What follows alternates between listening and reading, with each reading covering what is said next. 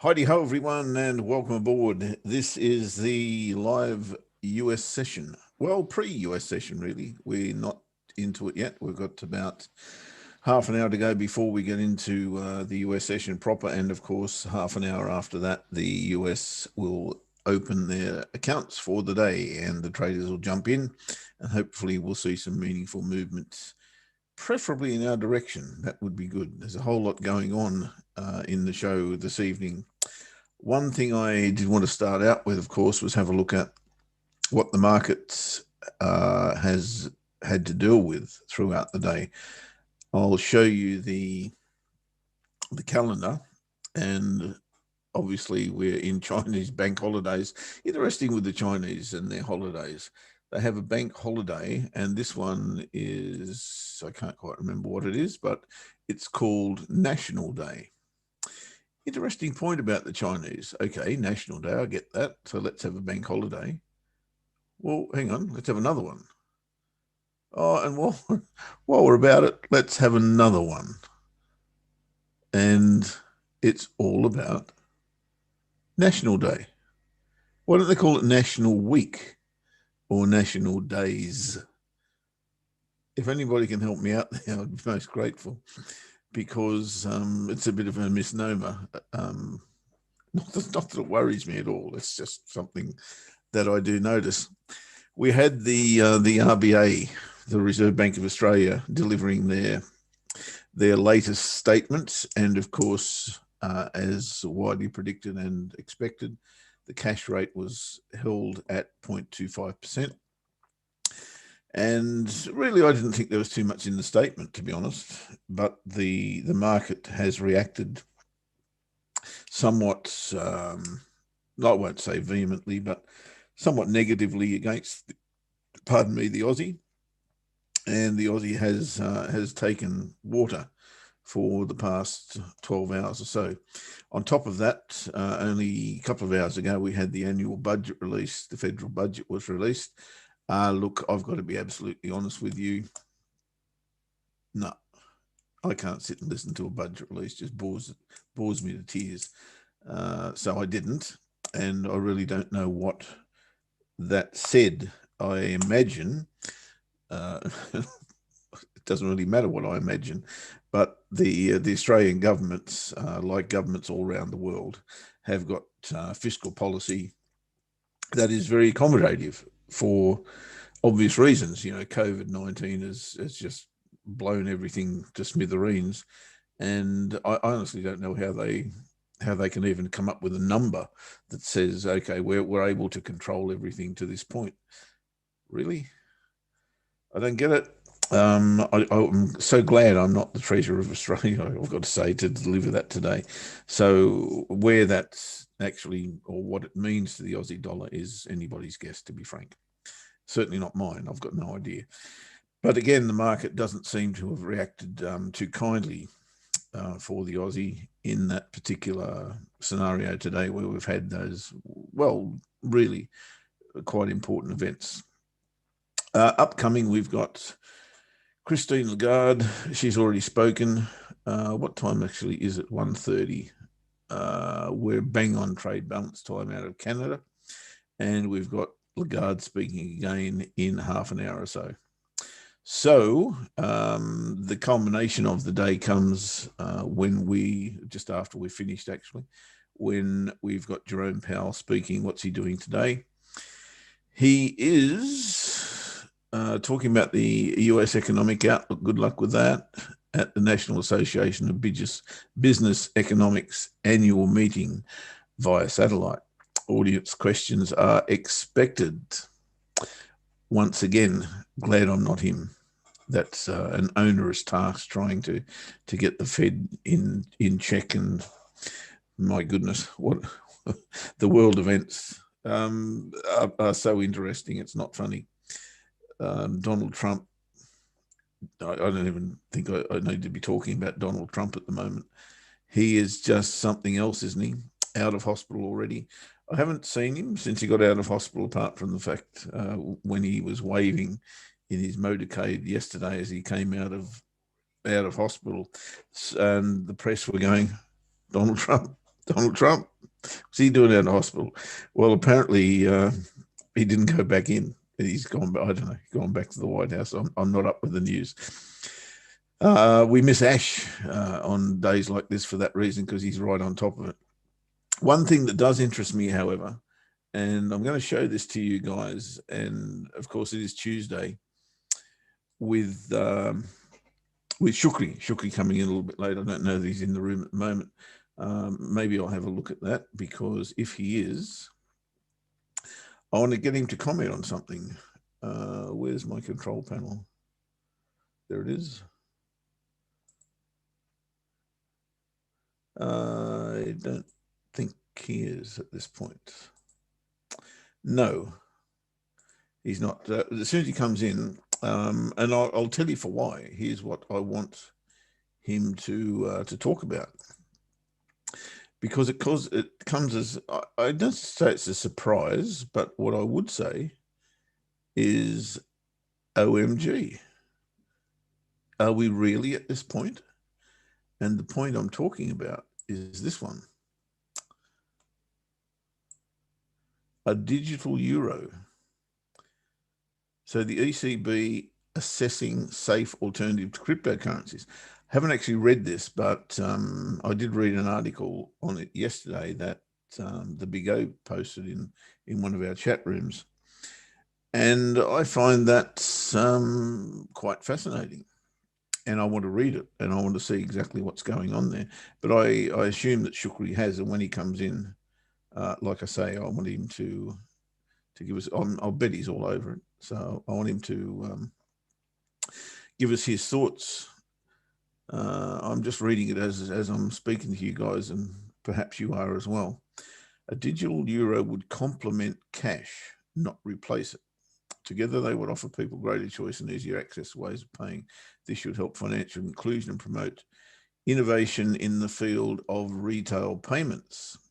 That looks to be a statement from the ECB around that. The euro belongs to Europeans, and we are its guardian. We should be prepared to issue a digital euro should the need arise. Should the need arise. Okay. So there you go. There's a bit of speculation. The euro is having a day out. I don't think it's on the back of that, but it's certainly having a day out today as I have a look at the charts. So let's go to the charts. I won't go too much further into that, but I would like Shukri to give us a little bit of a summary on that, if he is all over it, and I'm pretty much certain that he would be. So the euro is, as I say, having a little bit of a day out, not necessarily on the back of that. And the day is only early and hasn't gone that far. But yesterday it did have a good day as well, coming up to the monthly pivot. I'm actually of the opinion that, well, I'm not of the opinion, I'm of the bias that I want to trade it in the opposite direction. So that's another reason I want to get Shukri to give me a handle on exactly what that's all about. That little article, well, it's not one article. I actually Googled euro digital currency, and there's quite a few articles on it all over the place, as you would expect. So I'm really keen to understand what it is all about. I know for sure that it's not okay. Tomorrow we've now got a digital currency and we don't have any euro dollar anymore. That's not going to happen.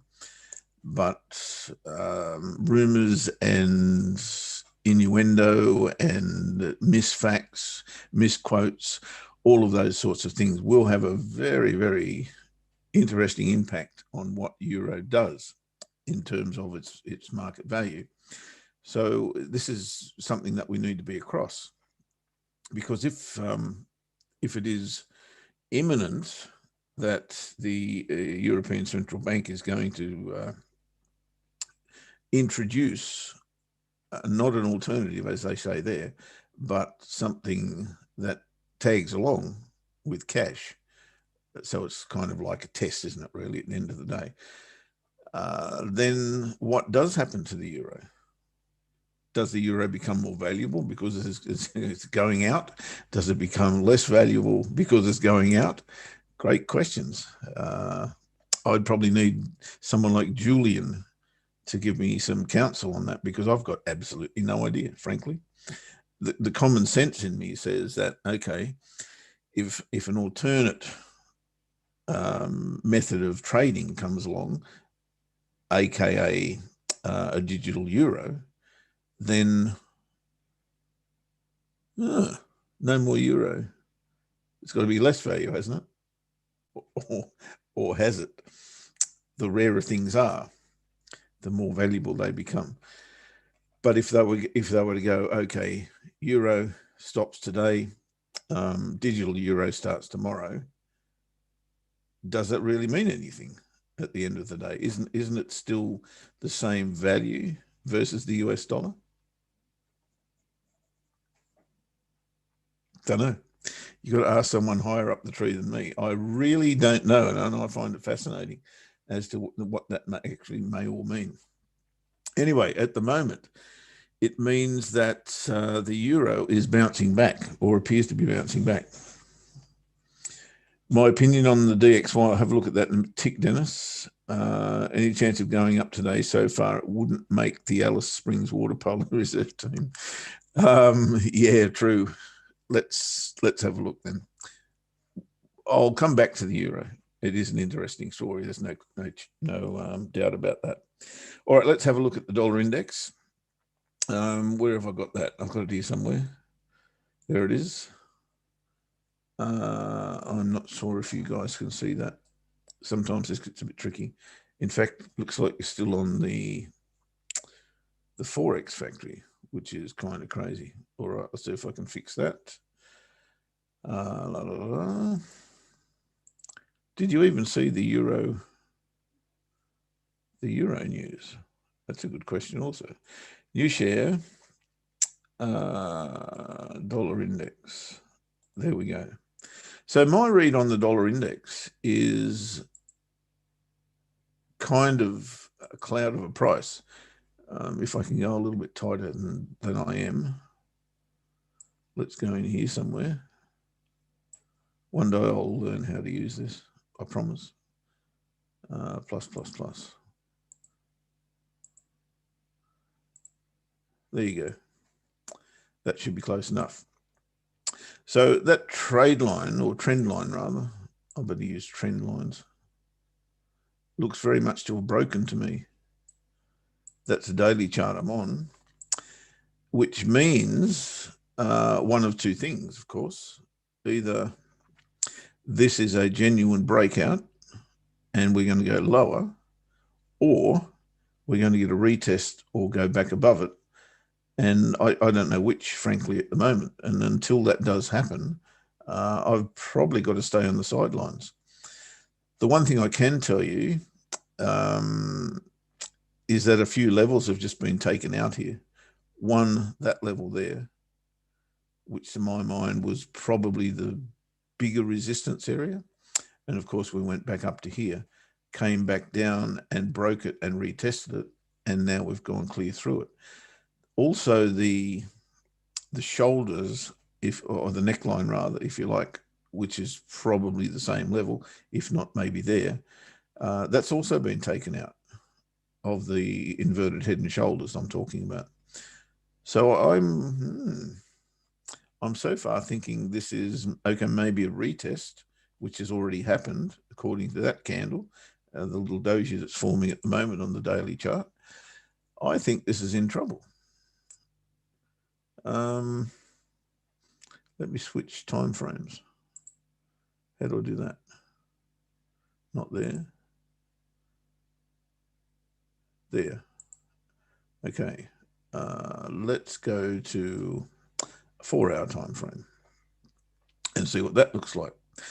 There you can see, actually that becomes even less clear, frankly, because we've had a break and retest, but we've gone straight into consolidation on the 4-hour chart on the DXY. Look, again, I can't make a case. All I can say is these levels have broken, which is bearish.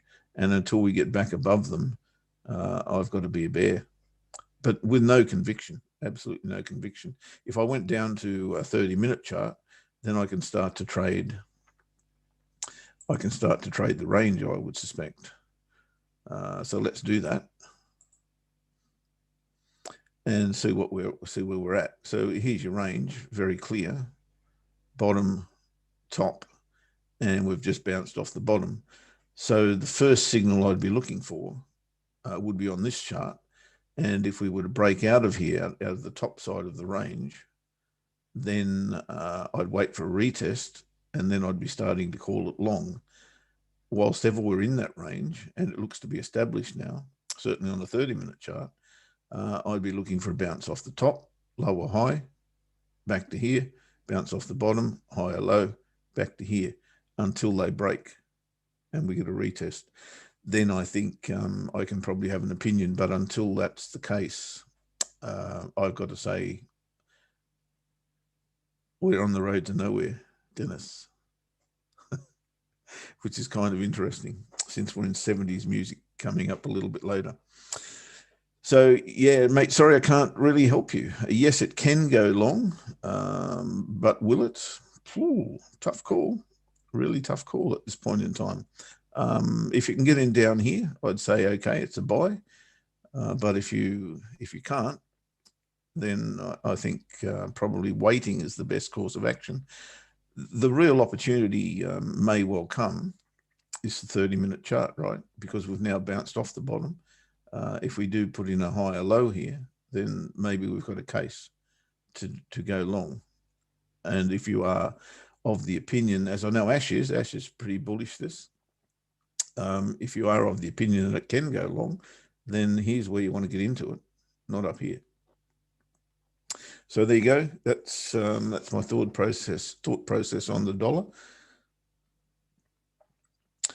Look, yes, it is a difficult few days trading, but you know, if you follow your system, if you've got a system, hopefully you have, you should be able to stay out of the market for the most part, because it's not really giving you clear signals to get into it.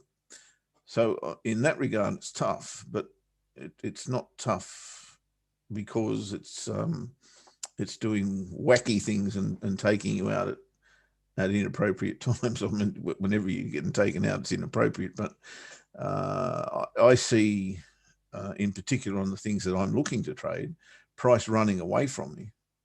And that's fine. I don't have a problem with that. Because at the end of the day, it's going to do one of two things. It's going to piss off and go in the opposite direction, or it's going to give me a better price. As long as, you know, somewhere down the track, it gives me the right signal that, okay, I'm now ready to trade it, then yeah, I don't really have an issue with it at all. Okay, so let's have a look at some charts, shall we? That's the best I can do, mate, on the dollar index. I think it's tough to be trading it long unless you get these little higher lows in coming off the bottom of ranges. And there's a clear range there, there's no question. Flows full of dollar long and yen short. Yeah, okay. That, of course, is telling us that we're going into a risk off situation, which then I would go, I would not be strong the dollar. If I wanted to be strong something, it wouldn't be the dollar. But that's my personal opinion, and it's based purely on the fact that it's not trustworthy. And what joy is there for the US at the moment? Is it that Trump's hasn't got COVID? Is it that he's better? He's got over COVID? Is it that he's immune to COVID? I don't know. I really don't know. I can't get my head around what is positive for the US at the moment. I can't get my head around it because of mainly the absolutely extravagant way that they've been printing money forever and ever and ever. Okay, the world's doing the same thing at the moment, but they're the world champions, as I keep saying. And that, to my mind, at the end of the day, has to devalue the dollar. So, look, I noticed Shukri has crept into the room. Yes, you can dream that Trump makes things better. I don't know the bedtime's appropriate for me at the moment because I've got an hour and a half to go in the show, but I also see that there's possibilities. In fact, I entered a trade, I put an order in the market not long back. Let's see how that's tracking. I'll share it with you. And it is cable short. Hasn't been triggered yet. I'm trading this bar here as a break and retest of not only the trade line, which is a support trade line, of course, but also the daily pivot. So there's a nice little confluence there. We have broken through and we have retested. That kind of coincides with what we were just talking about, does it not? The dollar being at the bottom of the range. You're still on that chart, actually. I'll have to change shares again and go with this screen. So if we're thinking a bounce off the bottom for the dollar, then we're probably thinking a bounce off the top for the pound versus the dollar. Why not? Kind of makes sense. So I've got a little order here underneath this bar, the insurance bar, and my stop loss is above it, as you can see, a little bit above the daily pivot as well. Not the best place to get into a short. It's not my favorite play, but I can totally see that there's a target down here, which is, of course, is the bottom of the range, the immediate range. So that's what I can see at the moment. I want to ask Shukri, who has joined us in the room, a question, and I've got to promote him. Hang on, I'll do that so he can actually talk to me. Shukri, hello. Oh, look at that young man there. How old is that photo, Shukri? Why can't he talk to me? Maybe he's not there at the moment. Those of you who've just come into the room, I did have a look earlier at this little article, if I can find it again, that intrigued me somewhat. And I'm going to share it with you now. I don't think you can see it. Is that Shukri? Yes, that's me. I'm here. G'day, buddy. Yeah, on a day where nothing much is happening. Well, I disagree. There is something happening. What's that on my screen, man? This is me. There it is. What's going on? Nothing much in the crypto world. Doesn't seem to go anywhere. So now we're waiting for Trump. What is that? Nothing much? You can see my screen, right? Yeah. Digital euro. Yeah, digital euro is something to rival the Chinese yuan because the Chinese are coming up with it. Yep. And if it becomes a standard, then everyone will be forced to use it. So yes, now I think everyone is coming out with it. At the moment, they're talking about adding it, not replacing the euro as a currency, but adding it as an alternative, as it says there. Yeah, which is different from Chinese, right? Because the Chinese have gone. Have you been to China before? What was the last you went to China? Yeah. No. If you go to China now, there's no cash. In fact, this was 3 years ago when 4 years ago. Sorry, 4 years ago. I was shocked.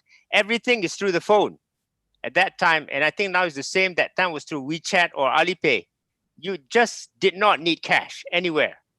You just didn't carry cash. And I think maybe that's why they got out of COVID so fast because, hey, nothing's contaminated. I'm sure now it's much more advanced. So have I got some of that in my wallet yet? Yeah, you can get some of that in your wallet. But you need a Chinese wallet to get the yuan. China's too advanced, so advanced. I mean, just unbelievable. Not that I want to go there anytime soon, but so I would need to have a digital currency. Yeah. Or would I need to buy one and put it into my bank account? Yeah, you can actually get cash and you put yuan and then it comes out on here and then you use Alipay, just Alipay. Or at that time, there's also WeChat Pay. And you just, every time you go, you just use the QR code and press your phone and things are paid. Even in the taxi. But I'm actually paying with yuan. Yes, you're actually paying with yuan. Yes, you're paying with yuan. And even when you go to a taxi, the same thing. And get this. And this was 4 years ago. Even when you go to a street vendor, like you could buy a kebab, buy kebab on an Australian street, you also pay with the phone.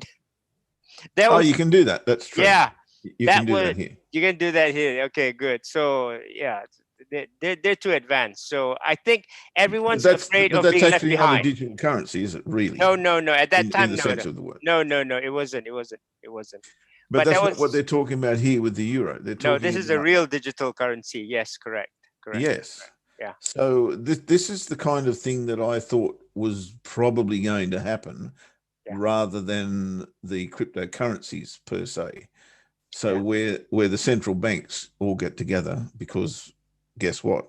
If there's cryptocurrencies, why do we need central banks, right? Yeah, they lose control. Yes, so they're not going to put up with that very easily. Yeah.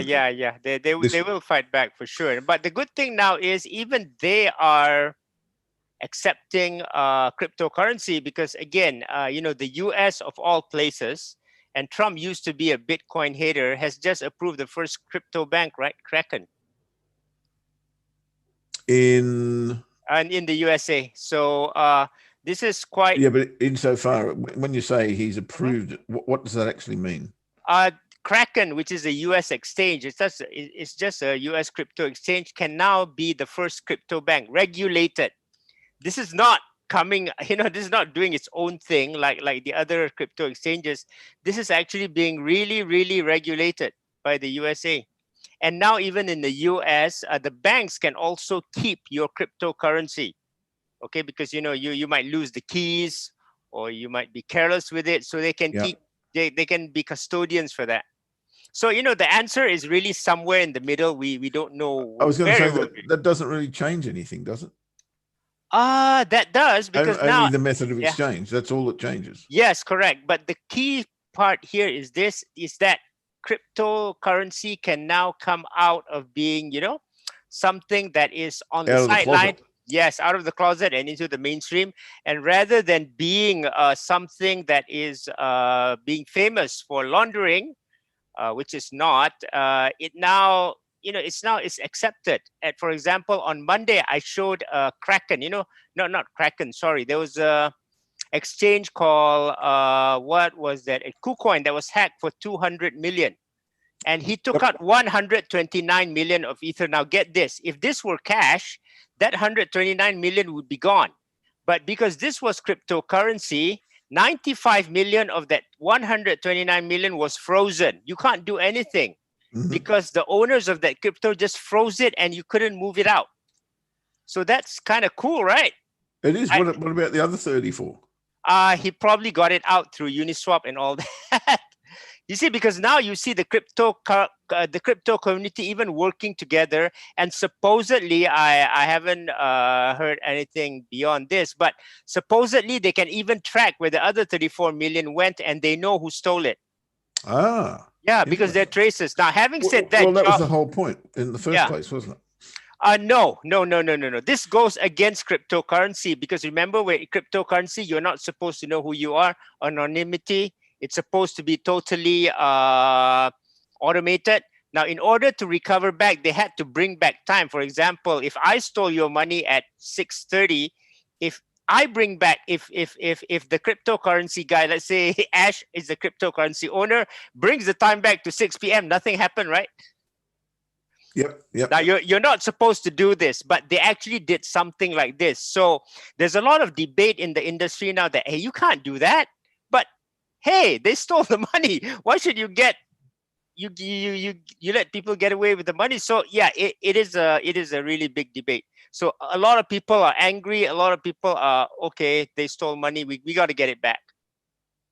Fascinating. I know. It's like weird, right? Well, what it says to me is, okay, the supposed added foolproof security, isn't actually that foolproof. And someone's always going to find a crack in the system. Yes. Someone will always find a crack in the system. The only difference is that in cryptocurrency, unlike cash, because it's electronic, and even cash, if you launder to banks, is electronic, right? Until you get it out of the system, it's all traceable and it's all reversible. So Can the blockchain be reversible? Of course it can, but you're not supposed to do it. But what do we do in a hack like this? I mean, people have lost money, and for KuCoin, it was covered by insurance. So now the tricky part comes: if insurance is going to cover it, but what if they find the money back? What happens then? Yeah, they can't get double paid, right? That then everyone will be open to hack. Hey, hack me, man. My God, do I really want to? Do I want to live in this world? Well, I don't want to die. I'll put it that way. Yeah. Guys, thank you for being part of the pre-show. Those of you who are subscribers, of course, will be back in just a tick. There's a whole lot more to talk about, of course, around this crypto thing. And of course, it is Tuesday night and Shukri's with us, and he'll be manipulating my wallets. Yeah, we're going to see your wallet. Yeah. And of course, there are a few things that I want to discuss in the currency trading world as well. So thanks for being with us. We'll be back at the same time tomorrow in the UK session. And of course, we'll be back at the same time for this one as well. In the meantime, thank you for being with us, and subscribers, hang on, we'll be back in just a tick.